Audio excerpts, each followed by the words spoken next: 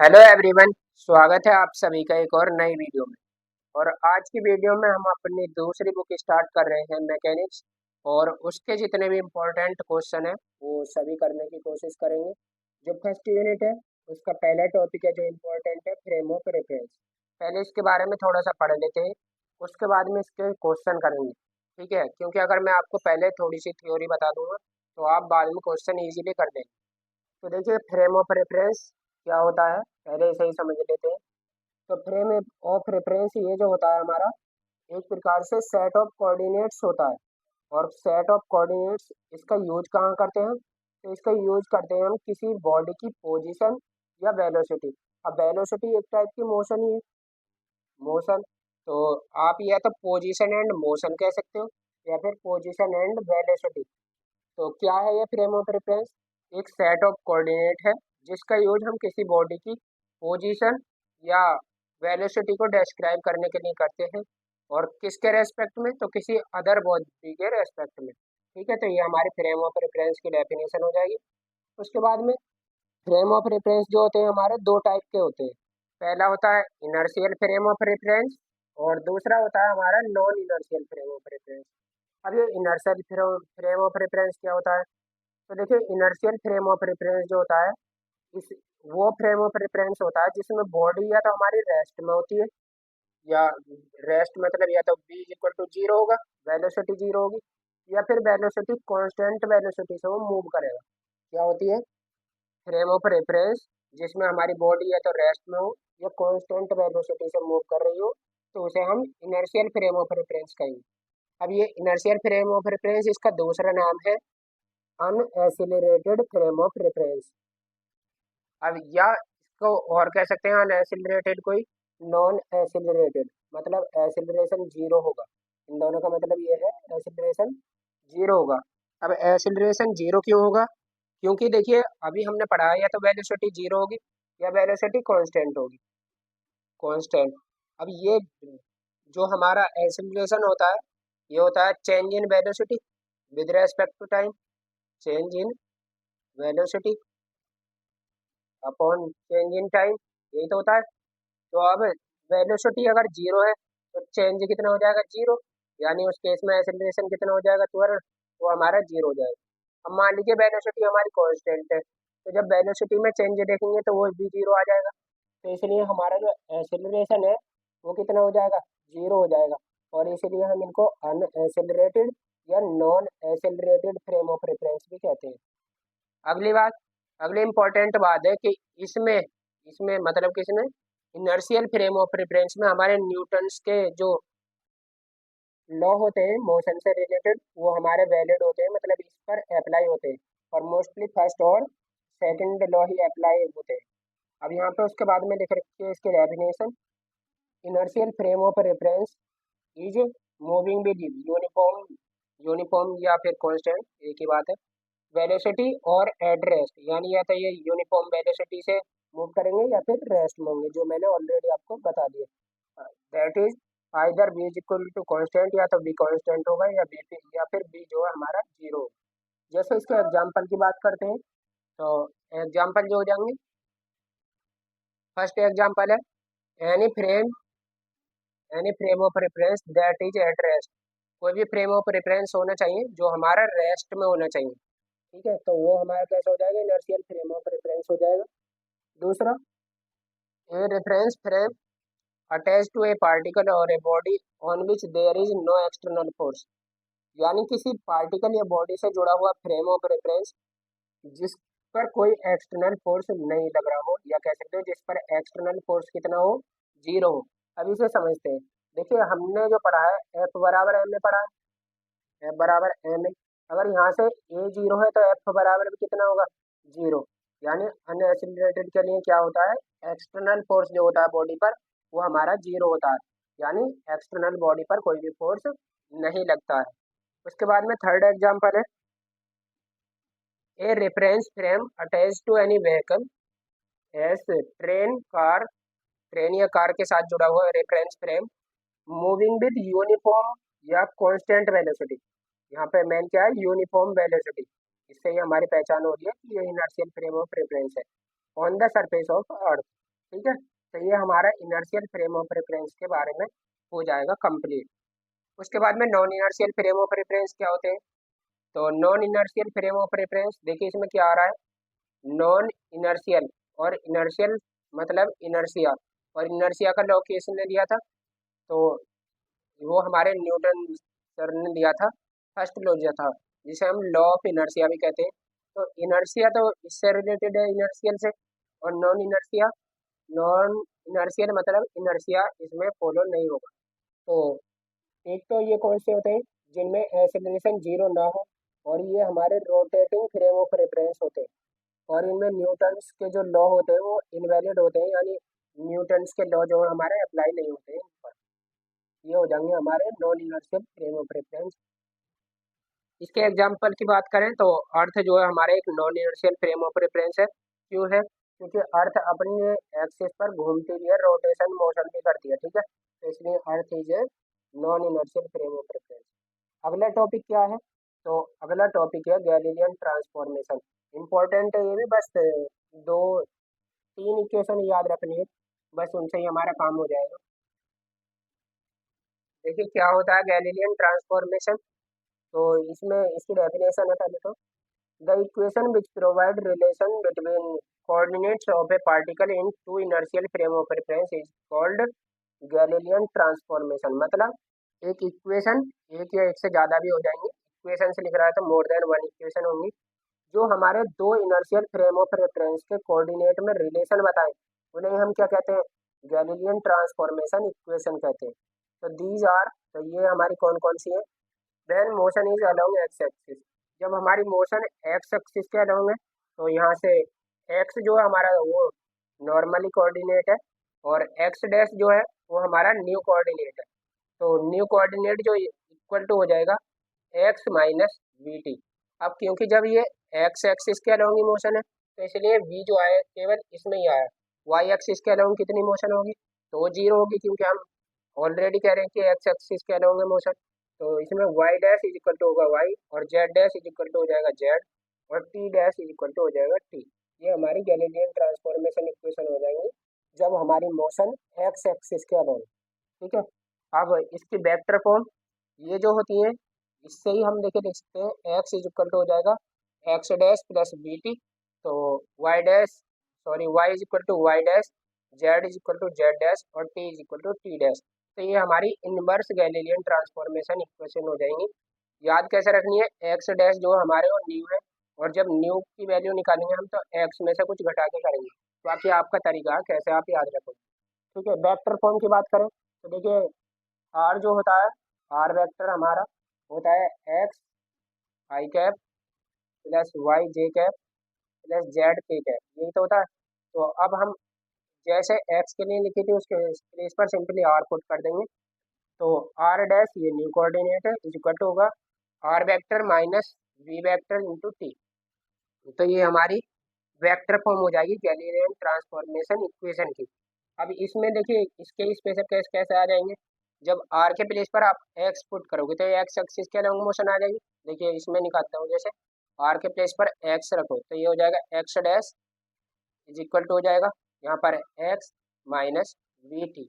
अब Y axis के along निकालेंगे, तो वाई एक्सिस के अलॉन्ग वी की वैल्यू कितनी हो जाएगी? जीरो।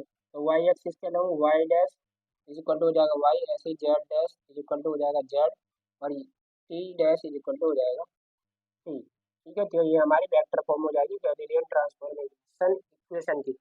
उसके बाद में इसकी इनवर्स गैलीलियन ट्रांसफॉर्मेशन, तो सिंपली से आर को इधर रहने देना, वी टी इधर माइनस का उधर जाके प्लस हो जाएगा, बस इतना सा करना है।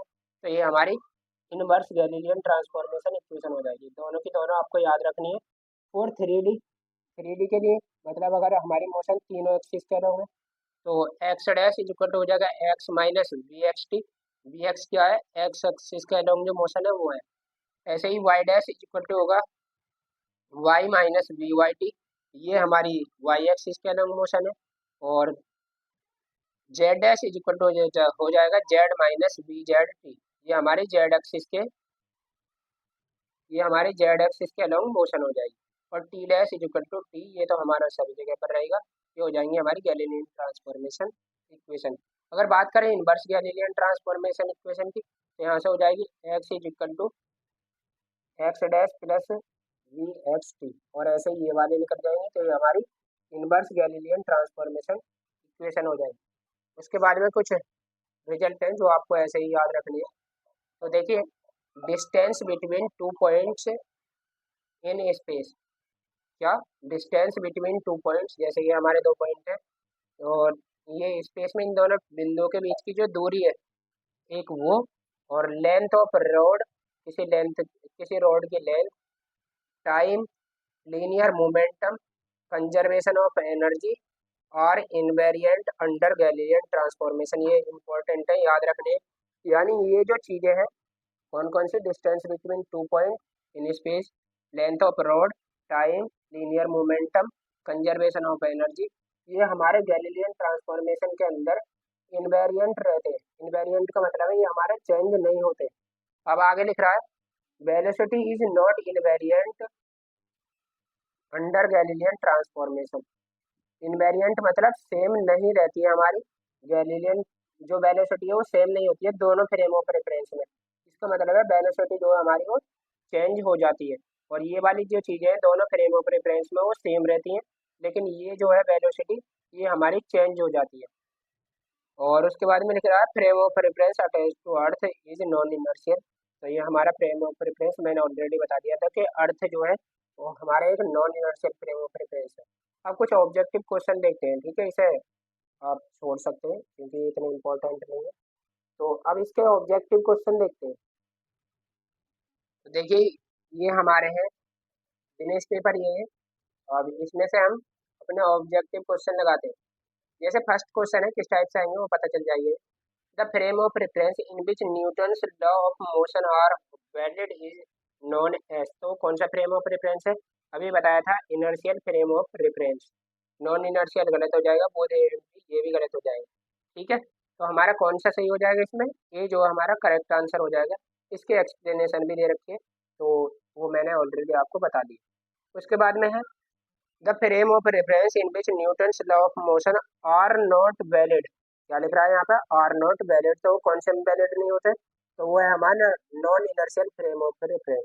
तो इसका करेक्ट आंसर हो जाएगा बी। उसके बाद में है, inertial frame of reference is also known as.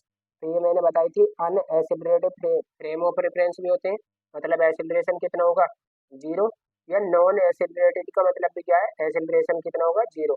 और ये दोनों ही अभी बताए थे नाम, तो ये हमारा क्या हो जाएगा, इसका बोथ ए एंड बी, ये हमारा करेक्ट ऑप्शन हो जाएगा।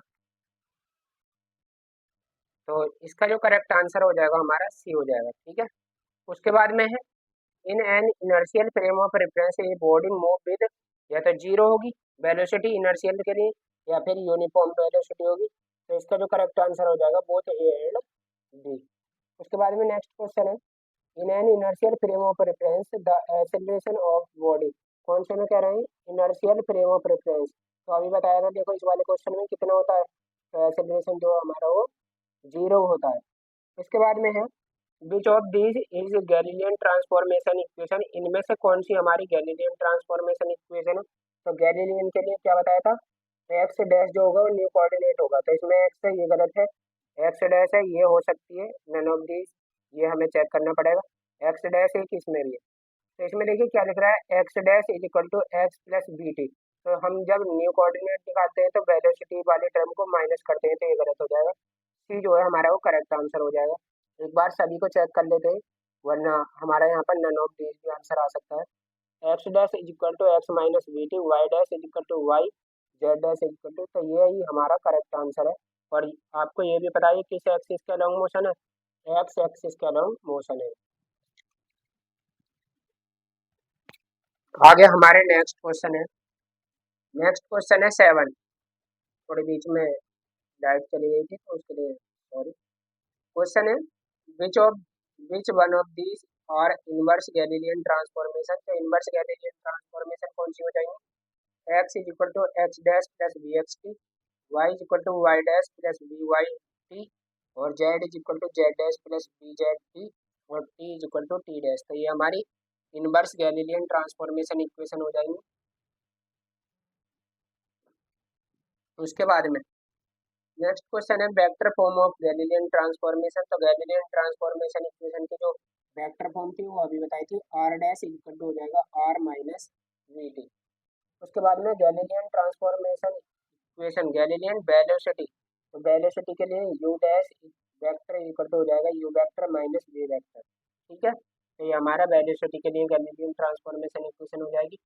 उसके बाद में है if a particle is at rest then in frame moving with uniform relative velocity v it appears to move. देखिए क्वेश्चन क्या, क्वेश्चन को समझते हैं। If a particle is rest, यदि हमारा कोई पार्टिकल रेस्ट में है, then in in the frame moving with uniform relative velocity, यानी ये कोई पार्टिकल है मान लीजिए, और एक फ्रेम है जो हमारा v यूनिफॉर्म वेलोसिटी v से मूव कर रहा है आगे। ठीक है, देखिए ये हमारा कोई पार्टिकल है जो कि है रेस्ट में, और एक ये हमारा फ्रेम ऑफ रेफरेंस है जो यूनिफॉर्म वेलोसिटी v से आगे की तरफ मूव कर रहा है। तो ये कह रहे हैं इस फ्रेम ऑफ रेफरेंस से हमें ये जो पार्टिकल है वो किस टाइप का मूव करेगा, किस वेलोसिटी से मूव करता हुआ दिखाई देगा। तो मान लीजिए ये आपके पेड़ है, ऐसे ही रोड के किनारे पेड़ लगे हुए हैं, और ये आप किसी वाहन में बैठकर आप आगे की तरफ जा रहे हैं। तो आपने देखा होगा कि आपको ऐसा लगता है कि ये पेड़ इसी वेलोसिटी से जिससे आपका वाहन चल रहा है, मान लीजिए आप कार में बैठे हैं, तो आपको लगेगा कि आप कार में बैठे बैठे ये जो पेड़ है ये पीछे की तरफ वी वेलोसिटी से ही मूव कर रहे हैं, अगर आपकी कार वी वेलोसिटी से आगे चल रही है। तो अब आगे को अगर वेलोसिटी वी है तो पीछे को वेलोसिटी जो होगी, वेलोसिटी तो इसकी भी सेम ही होगी वी, लेकिन इसकी डायरेक्शन दिखाने के लिए माइनस वी वेलोसिटी आ जाएगी, यानी इसका करेक्ट आंसर हो जाएगा माइनस वी वेक्टर। ये हमारी हमें जो पार्टिकल है वो इस टाइप से मूव करता हुआ दिखाई देगा माइनस वी वेलोसिटी से। उसके बाद में नेक्स्ट क्वेश्चन है the relation between acceleration of particle in two inertial frame moving with constant relative velocity is. तो ये हो जाएगा हमारा a dash is equal to a vector. देखिए इसे ना मैं थोड़ा सा समझा ही देता हूँ, एक यहाँ पर भी क्वेश्चन आया था, अभी हमने गैलीलियन ट्रांसफॉर्मेशन इक्वेशन पढ़ी थी, इधर समझाता हूँ है ना। अभी हमने गैलीलियन ट्रांसफॉर्मेशन इक्वेशन पढ़ी थी, तो वो क्या थी, एक थी हमारी x dash is equal to x minus b t, बस इसी से समझ लेंगे है ना। अब ये क्या थी हमारी डिस्प्लेसमेंट था एक प्रकार से। अब इसका अगर टाइम के रेस्पेक्ट में डिफ्रेंशिएशन करेंगे तो हमें वेलोसिटी मिलेगी, क्योंकि डिस्प्लेसमेंट अपॉन चेंज इन डिस्प्लेसमेंट अपॉन टाइम, तो ये हमारा क्या होता है, ये हमारा वेलोसिटी होता है। तो इसलिए अगर इसका टी के रेस्पेक्ट में डिफ्रेंशिएशन करेंगे तो हो जाएगा v dash is equal to हो जाएगा, ये वी हो जाएगी, या यू मान लेते हैं इसे, इनिशियल वेलोसिटी यू हो जाएगी, और ये माइनस बी और टी के रेस्पेक्ट में करेंगे तो वन। तो ये जो हो जाएगी हमारी वेलोसिटी गैलीलियन ट्रांसफॉर्मेशन इक्वेशन हो जाएगी। अब इसका एक बार और करते हैं, तो वेलोसिटी का अगर डिफरेंशिएशन करते हैं तो हमें क्या मिलता है, एक्सेलरेशन इज इक्वल टू, इसका करेंगे तो ये भी हमें एक्सेलरेशन मिलेगा, ये ए डैश फ्रेम ऑफ रेफरेंस में, तो ये ए आ जाएगा, और ये भी हमारी कांस्टेंट है, तो इसका कितना आ जाएगा, ये जीरो आ जाएगा, प्लस जीरो, या कह सकते हो ए डैश इज इक्वल टू हो जाएगा ए। तो ये जो है हमारा गैलीलियन ट्रांसफॉर्मेशन इक्वेशन हो जाएगी फॉर एक्सेलरेशन, एक्सेलरेशन के लिए, ये वेलोसिटी के लिए, और ये डिस्प्लेसमेंट के लिए, या फिर इसे पोजीशन भी कह सकते हो, पोजीशन के लिए। अब यहाँ से देख रहे हैं आप यू डैश जो एस डैश जो हमारा मूविंग फ्रेम ऑफ रेफरेंस है कुछ इस टाइप से होता है, ये हमारा एक फ्रेम ऑफ रेफरेंस है, मान लीजिए इसका नाम है एस, और एक दूसरा फ्रेम ऑफ रेफरेंस है जो बी वेलोसिटी से मूव कर रहा है, वो है हमारा एक्स डैश, ये है एस डैश। तो इसके रेस्पेक्ट में जो मान लीजिए यहाँ कोई पार्टिकल है पी, तो इस वाले जो रेस्ट में फ्रेम ऑफ रेफरेंस है, तो इसके रेस्ट में तो हम मानते हैं रेस्पेक्ट में एक्स वाई जेड कोऑर्डिनेट, जो एक्स डैश है इसके रेस्पेक्ट में हम इसके कोऑर्डिनेट मानते हैं एक्स डैश वाई डैश और जेड डैश। ठीक है, किसी टाइम टी भी होगा तो इसे टी मानेंगे, और यहाँ पर आ जाएगा टी डैश। तो ये हमारे होते हैं कोऑर्डिनेट इस टाइप से लेते हैं। ये न्यू जो कोऑर्डिनेट है ये हमारे मूविंग फ्रेम ऑफ रेफरेंस के रेस्पेक्ट में। ठीक है, तो अब ये समझ में आ गए होंगे, आगे क्वेश्चन करते हैं। ठीक है, अगर कोई जो राशि है कोई भी, मान लीजिए वेलोसिटी है या एक्सेलरेशन है, अगर दोनों फ्रेम ऑफ रेफरेंस में सेम आ जाए, जैसे एक्सेलरेशन आया दोनों फ्रेम ऑफ रेफरेंस में सेम, तो इसे हम कहते हैं कि ये इनवेरिएंस है अंडर गैलीलियन ट्रांसफॉर्मेशन इक्वेशन। वहीं अगर ये हमारा दोनों जगह सेम ना है, जैसे इसमें देखिए वी डैश यू डैश जो था वो हमारा यू यू में से कुछ वेलोसिटी रिमूव कर रहे हैं हम, माइनस कर रहे हैं, तो यानी ये दोनों सेम नहीं है। इसमें से जो हमारी एस फ्रेम ऑफ रेफरेंस के रेस्पेक्ट में वेलोसिटी है उसमें से हम कुछ वेलोसिटी घटा रहे हैं, तब ये इक्वल हो रही है। तो ये जो है हमारा वेलोसिटी जो है इनवेरिएंट नहीं है अंडर गैलीलियन ट्रांसफॉर्मेशन, ये हमारी वेरिएंट है। ठीक है, इस पर भी क्वेश्चन आ जाता है। तो वेलोसिटी जो है हमारी वेरिएंट है, जबकि एक्सेलरेशन जो है इनवेरिएंट है। अभी ऊपर जो लिख रहे थे ये यहाँ पर, तो ये हमारे जो है ये चीज़ें तो इनवेरिएंट होती हैं, इसमें एक्सेलरेशन और रह गया, एक्सेलरेशन लिख लेना। और ये जो है ना velocity is not very invariant, तो इनवेरिएंट नहीं होती है, ये हमारी वेरिएंट होती है। ठीक है, इनवेरिएंट सही है यहाँ पे भी, क्योंकि इससे पहले नोट लग रहा है। तो यहाँ से कितनी हो जाएगी, velocity is variant under Galilean transformation. ठीक है, ये याद रखना आपको। आगे क्वेश्चन करते हैं। नेक्स्ट क्वेश्चन है the position of a particle in frame S dash frame जो मूविंग कर रहा है, हमारा मूव कर रहा है with constant relative velocity. Velocity कितनी है, वेलोसिटी हमारे 10 सेंटीमीटर प्रति second along x-axis of another frame as addressed at some time is। तो पोजीशन ये किस रेस्पेक्ट में दे रखी है, देखो position of a particle in frame S dash, तो ये एस डैश फ्रेम में हमें पोजीशन दे रखी है, और कौन कौन सी है 1 3 5, यानी एक्स की वैल्यू है 1, ये वाई की हो जाएगी और ये जेड। अब यहाँ पर क्या करेंगे सर, सॉल्व करेंगे, और टाइम कितना दे रखा है पहले पूरा क्वेश्चन पढ़ लेते हैं। यहाँ तक पढ़ लिया था 10 सेंटीमीटर प्रति second along the x axis of another frame s at rest, जो कि हमारा एस फ्रेम है वो एट रेस्ट पे है एट सम टाइम, और इसके जो कोऑर्डिनेट है पोजीशन कोऑर्डिनेट वही है। But is its position in frame S, तो फ्रेम एस में यानी हमें ये किसकी वैल्यू है x dash y dash z की वैल्यू, और जो रेस्ट में फ्रेम ऑफ रेफरेंस है उसके रेस्पेक्ट में हमें इसकी पोजीशन बतानी है। तो जो रेस्ट में होता है उसके लिए कोऑर्डिनेट क्या मानते हैं हम, एक्स वाई और जेड, यानी इनकी वैल्यू निकालनी है और हमें टी की। और यहाँ पे एक चीज़ और दे रखी है, what is its position in frame at that time if यदि two frame were coincident 2 second before, अगर ये दोनों फ्रेम ऑफ रेफरेंस 2 सेकंड पहले एक ही जगह पे हो, मतलब ये करके है क्वेश्चन थोड़ा।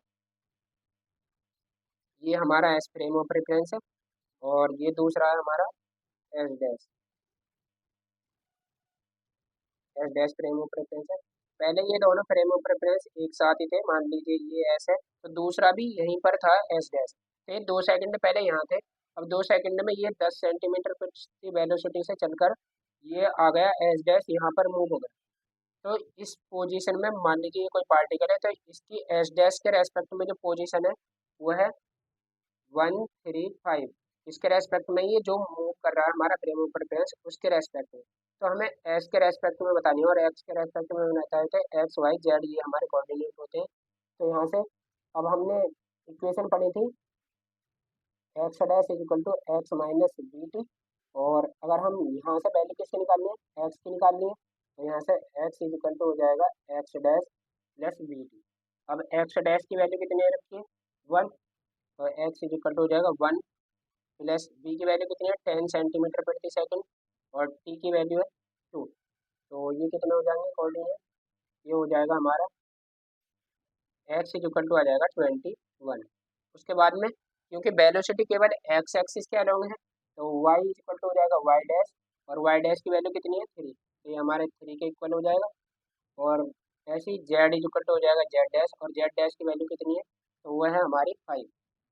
और टाइम कितना है, तो हमें तो केवल ये 3 ही बतानी है एक्स जेड डैश, और टाइम तो दोनों के लिए सेम ही होगा, तो वो हो जाएगा 2 सेकंड। तो हमसे क्या पूछी थी, एस फ्रेम के रेस्पेक्ट में इसकी पोजीशन पूछी थी पार्टिकल की, तो कितनी हो जाएगी 21 3 और 5, यानी 21 3 और 5, ये हमारी पोजीशन हो जाएगी। क्वेश्चन समझ में आया होगा, देखिए दूसरे से समझते हैं। The position of a particle in frame S, कौन से फ्रेम में है हमारे पार्टिकल की पोजीशन, तो पार्टिकल की पोजीशन है एस फ्रेम में जो कि हमारे रेस्ट में, तो अब आपको पता चल गया होगा ये एक्स वाई जेड की वैल्यू है। तो कितनी दे रखी है 20 22 और 21, यानी एक्स की वैल्यू है 20, वाई की वैल्यू है 22, इधर को लिख लेता हूँ, एक्स की वैल्यू है 20, यहाँ से ये दिख रही है और एक्स की वैल्यू वाई की वैल्यू है 22 और जेड की वैल्यू है 21। At some time t what is its position at that time in frame S dash. हमें एस डैश फ्रेम में पोजीशन बतानी है पार्टिकल की। Moving with uniform relative velocity, velocity दे रखी है v is equal to 5 metre प्रति second, ये हमें दे रखी है। अलोंग एक्स एक्सिस, केवल एक्स एक्सिस के अलोंग मोशन है। If the two frame were in coincidence 3 second before, अगर ये फ्रेम ऑफ रेफरेंस दोनों 3 सेकंड पहले एक साथ हो, मतलब इनका जो डिस्प्लेसमेंट है वो दोनों का जीरो होना चाहिए। इनके बीच की डिस्टेंस जो 3 सेकंड पहले वो जीरो है। तो अब हमें यहाँ से एस डैश फ्रेम में क्या पोजीशन होंगी पार्टिकल की वो हमें बतानी है। तो एक्स डैश के लिए x dash is equal to हो जाएगा x minus b t. X की वैल्यू कितनी है 20 माइनस बी की वैल्यू कितनी है 5 इंटू टी की वैल्यू कितनी है 3। तो ये कितना हो जाएगा, ये आ जाएगी 5 एक्स डैश की वैल्यू 5 और वाई डैश और जेड डैश हमारे सेम रहेंगे क्योंकि मोशन जो है केवल एक्स एक्सिस के अलोंग है। तो एक्स डैश की वैल्यू 5, तो 5 केवल एक ही ऑप्शन में, नन ऑफ दिस गलत है। वाई की वैल्यू 22 और जेड की वैल्यू 21, तो ये जो है हमारा वो करेक्ट आंसर हो जाएगा। उसके बाद में हमारा नेक्स्ट क्वेश्चन है, if L and L dash are a length of rod in two inertial frame one, दो फ्रेम ऑफ रेफरेंस में जो हमारी लेंथ है किसी रॉड की, तो एक तो इनमें से जो फ्रेम है वो है रेस्ट में और दूसरा है मूविंग विद यूनिफॉर्म वेलोसिटी। तो एक में तो जो लेंथ है रॉड की वो है एल और दूसरे में है एल डैश। अब कौन से में है ये हमें नहीं पता है। तो ये आगे कह रहे हैं uniform velocity relative to first then by using Galilean transformation. तो ये देखिए हमारी जो लेंथ होती है वो होती है x2 माइनस x1। तो जब इसकी x2 और x1 की वैल्यू पुट करते हैं तो ये दोनों इक्वल आती हैं। ये हो जाएगा हमारा L is equal to L dash. चलिए इसका एक्सप्लेनेशन नहीं दे रखा, मैं बताता हूँ। एक्स डैश मान लीजिए हम एक फ्रेम ऑफ रेफरेंस में निकाल लें जो कि हमारा रेस्ट में, तो x2 माइनस एक्स डैश। अब इसके हमें फिर देखना है x2 dash minus x dash के अगर इक्वल आ जाता है तो ये दोनों बराबर हो जाएंगे, अन्यथा बराबर नहीं होंगे। यहाँ से x2 की वैल्यू रखेंगे तो ये कितनी हो जाएगी x2 माइनस वी, क्योंकि वेलोसिटी तो दोनों के लिए सेम है, वी टी। एक्स टू की वैल्यू ये रख दी तो इसमें लेकिन प्लस आएगा, माइनस x1 की वेलोसिटी तो ये हो जाएगी x2 डैश और ये हो जाएगी x1 डैश माइनस माइनस के प्लेस पर वी टी, तो टाइम में दोनों के लिए सेम है। अब देखिए क्या हो जाएगा x2 डैश माइनस, अब देखिए ये बी टी प्लस का और ये बी टी माइनस का, तो कैंसिल माइनस एक्स डैश। और ये हमारी एस डैश जो मूविंग फ्रेम है उसमें हमारी लेंथ ऑफ रॉड आ गई, तो देखिए दोनों में बराबर आई। इसमें भी x2 माइनस x1 और x2 डैश माइनस x1, तो इसलिए L बराबर होगा L डैश के, ये हमारा करेक्ट आंसर हो जाएगा। उसके बाद में नेक्स्ट क्वेश्चन है, the position of a particle in frame S dash. कौन से फ्रेम में पोजीशन दे रखी है, हमें एस डैश में दे रखी है। पोजीशन लिख लेते हैं पहले, सबसे पहले तो पोजीशन है 7 6 9, ये हमें दे रखी है। और वेलोसिटी कितनी है 15 सेंटीमीटर प्रति सेकंड, ये हमें वेलोसिटी दे रखी है।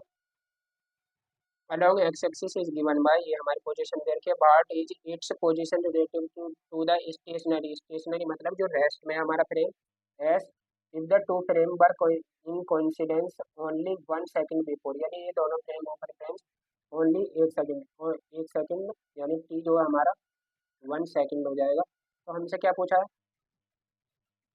पोजीशन बतानी है इसकी स्टेशनरी फ्रेम के रेस्पेक्ट में, मतलब जो रुका हुआ है, यानी एक्स की वाई की और जेड की वैल्यू बतानी है। तो एक्स की वैल्यू कितनी हो जाएगी एक्स डैश की वैल्यू कितनी है 7 और प्लस वी की वैल्यू कितनी है 15 और टी की वैल्यू कितनी है 1, तो ये हमारी हो जाएगी 15 और 7 होते हैं 22, तो ये हमारी एक्स की वैल्यू आ जाएगी 22। और उसके बाद में क्या करेंगे अलोंग एक्स एक्सिस, तो एक्स एक्सिस के अलोंग है तो वाई जेड हमारे सेम रहेंगे, तो 6 9, तो ये हमारा करेक्ट आंसर हो जाएगा। उसके बाद में है, if two inertial frame moving with a uniform relative velocity then law of conservation of linear momentum in two frame of reference under Galilean transformation। तो ये मैंने ऑलरेडी नोट पॉइंट में भी बता दिया था, ये क्या रहता है हमारा इनवेरिएंट रहता है। देखिए यहाँ पर ये लिख रखा है conservation of energy and linear momentum जो है क्या है, ये इनवेरिएंट है अंडर गैलीलियन ट्रांसफॉर्मेशन। ठीक है, तो ये हमारे कुछ क्वेश्चन हो गए। वीडियो काफ़ी लेंथी हो गई होगी। तो आज के लिए इतना ही रहते थे। कल नेक्स्ट टॉपिक जो है इम्पोर्टेंट वो है कैटेनरी। ठीक है, तो दोनों कैटेनरी एक ही वीडियो में कवर कर दूँ। तो आज के लिए इतना ही रहते थे। अगर वीडियो लगी हो कि हाँ हेल्पफुल वीडियो हो तो वीडियो को लाइक करें और थोड़ा शेयर भी कर दें और चैनल को सब्सक्राइब करें। जय हिंद, जय भारत।